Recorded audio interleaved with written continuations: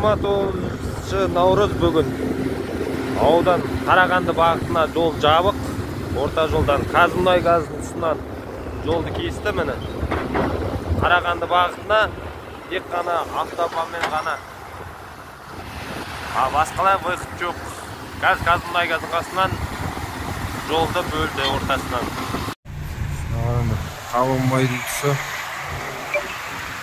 Алмалы мына жақта тұр.